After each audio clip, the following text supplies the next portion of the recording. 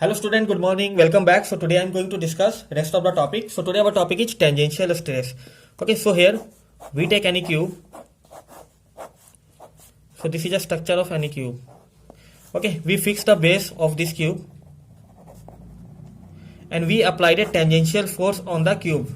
Okay, due to which its shape will change. You can see that here this shape will change here.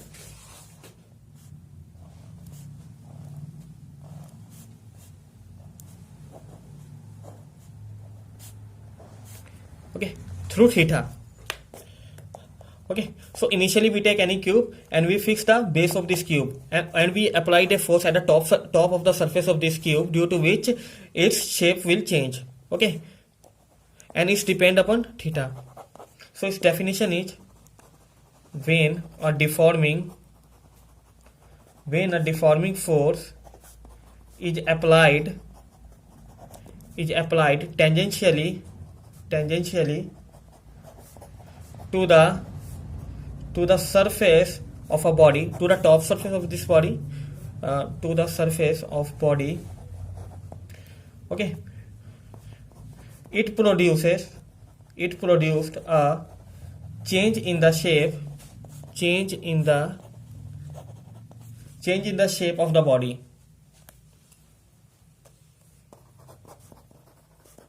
Okay, the tangential force, this applied force. Okay, so this tangential force applied per unit area is called the tangential stress. It's called the tangential stress. Okay, so I repeat again. So when a deforming force is applied tangentially to the surface of a body, it produced a change in the shape of the body. Okay, shape of the body, and this tangential force applied per unit area is called the tangential stress. Okay, so our next topic is strain.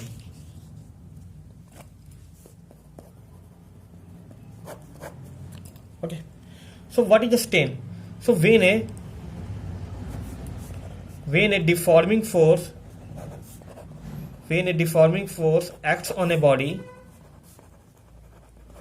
the body experiences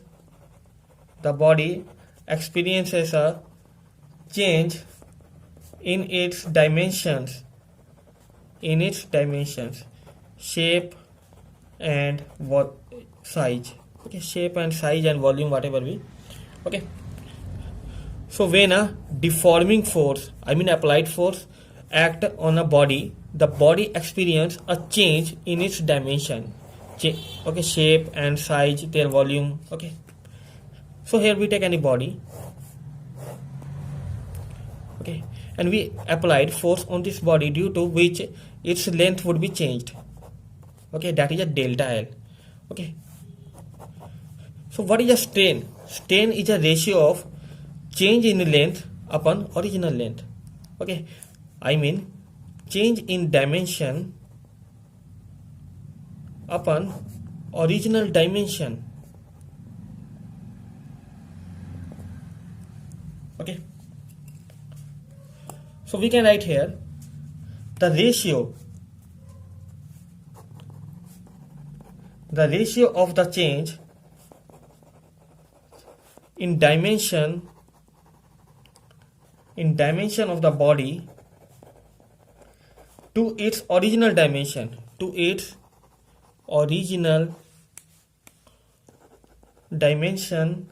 is known as a strain. Okay, so here the term ratio of the change in dimension. Here you can see that when we applied force on this body, its length would be slightly changed, that is a delta L. Okay, so change in length, delta L. Okay, upon total length is a L. Okay, so this is a strain. So you can see that here the ratio of change in dimension of the body to its original dimension is known as strain. Okay, so here we can write here strain is equal to change in dimension upon original dimension.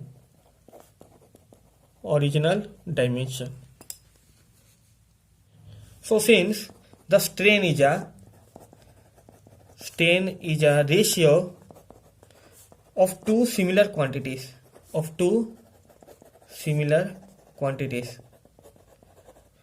okay, so we can write here a strain is equal to, when we take any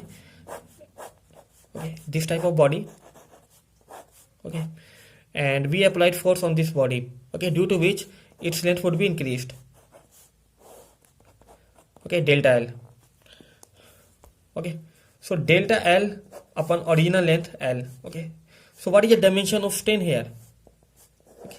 Length meter and here length also meter. Meter and meter will be cancelled to each other. One is a constant quantity, so it has no units. Okay, and types of strain. Now we see that types of strain. Types of strain are: first, longitudinal strain,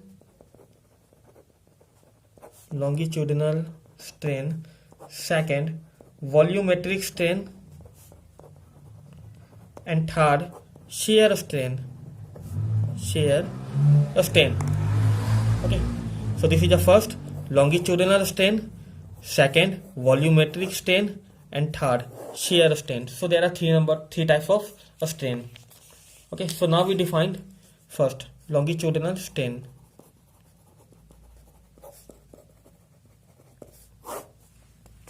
Okay, so what is a longitudinal strain? So we can simply write here change in length.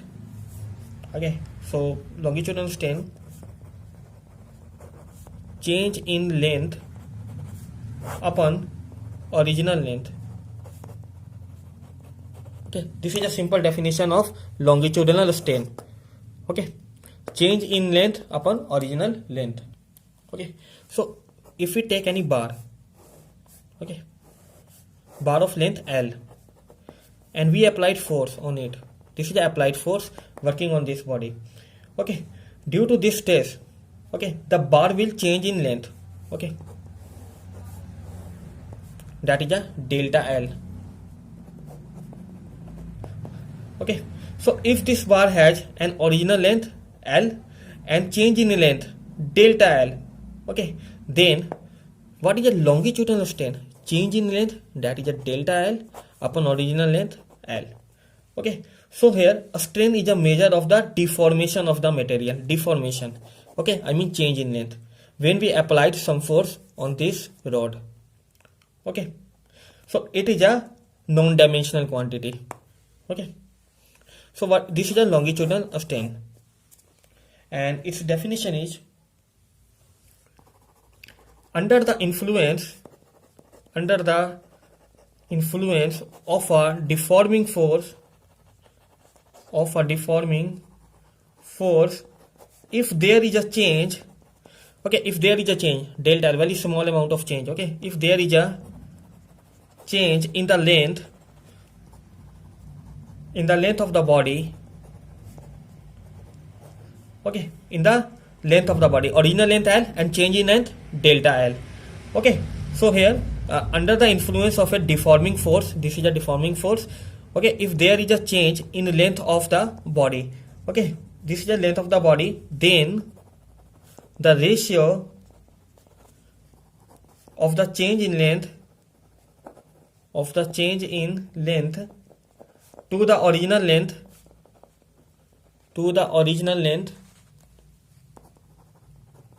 is called the longitudinal strain.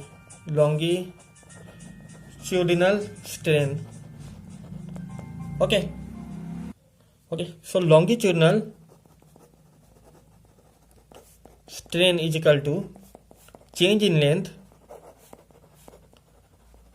upon original length. is equal to delta L, change in length. So you can see that here. Okay, what is change in length? That is a delta L and original length L. Okay, so delta L upon L. Okay, so here you can see that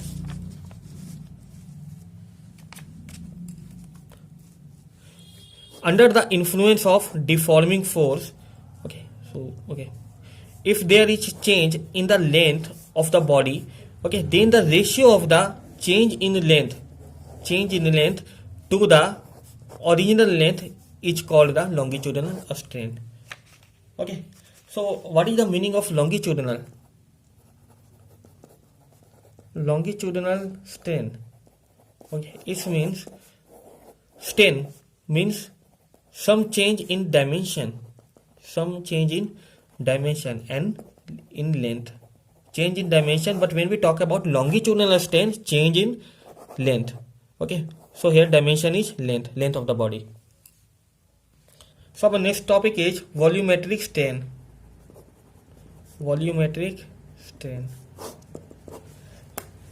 Okay, so here we take any body, okay,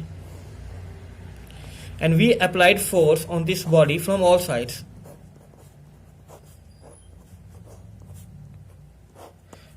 Okay, so due to which its volume would be changed from V to V dash. Okay, and this is the delta V. So V minus V dash, because V is greater than V dash, so V minus V dash, we get delta V, change in volume. Okay, I repeat again. Okay, due to being force from all sides on a body, okay, and this body shrink, due to which its volume reduces. This body shrink here. Okay, these are the normal force applied on this body from all sides, due to which its volume reduces. Okay, and this body shrinks, due to which its volume reduces. Its volume change from V to V dash. Okay, so V is greater than V dash, so V minus V dash, we will get change in volume. That is a delta V here. Okay, so what is the change? Okay, so we have to find the strain, volumetric strain. And what is a strain? Strain is a change in dimension upon original dimension. Okay, so what dimension change here? We take here dimension volume. So delta V, change in volume, that is a delta V upon original volume. Original dimension is a V. We take here volume. Okay, so delta V upon V. Okay, so here the definition of volume strain. So we can write here.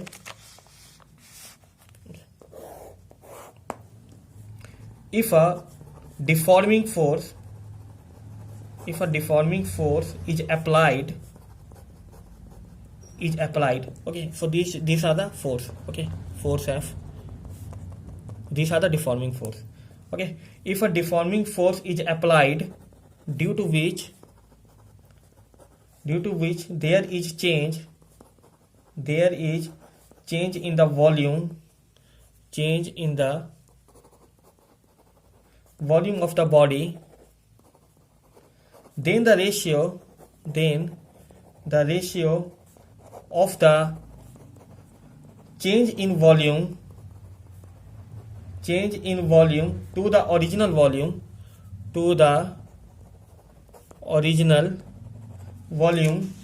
is called as the volumetric strain.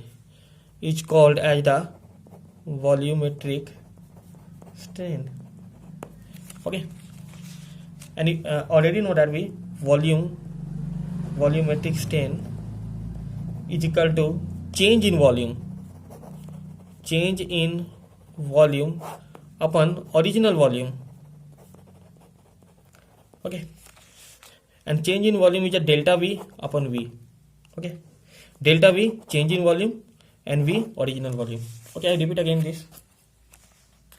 So if a deforming force is applied, due to which there is a change in the volume of the body, then the ratio of the change in volume to the original volume. So you can see that here, this is a change in volume. Okay, change in volume, delta V, and this is the original volume. Okay, and this is a formula. And our next topic is shear strain.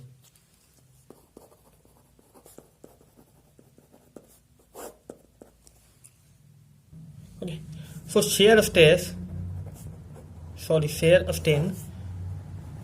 is defined as the angle theta through which a face originally perpendicular as to the fixed face gets turned on applying tangential force, tangential deforming force. Okay, so you can see that here shear strain is defined as the angle theta. This depend on angle theta. Okay, so angle of deformation is termed as the shear strain. So this is a shear strain. This is a displacement through which a face originally perpendicular as to the fixed face gets turned on applying tangential deforming force. Okay, so in this body we take a cube here and we applied tangential force on this body, due to which its shape will be changed. Okay, theta. Okay, it's turned. Okay, it's get turned on applying tangential deforming force through angle theta. Okay, and this theta is called shear strain.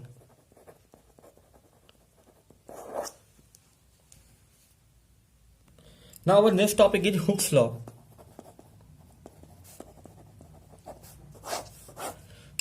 Okay, so what is a Hooke's law? So simply we can write here, within the elastic limit,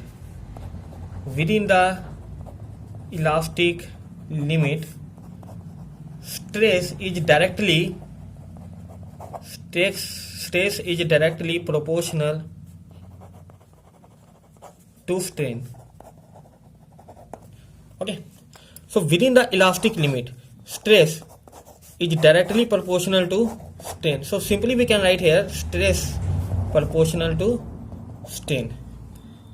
Okay, I mean if a stress increases, then strain would be also increases. Okay, so here when we remove this proportionality, okay, so then constant comes here, that is a E strain. Okay, so simply we can write here E is equal to stress upon strain. Okay, and this E is called coefficient of elasticity.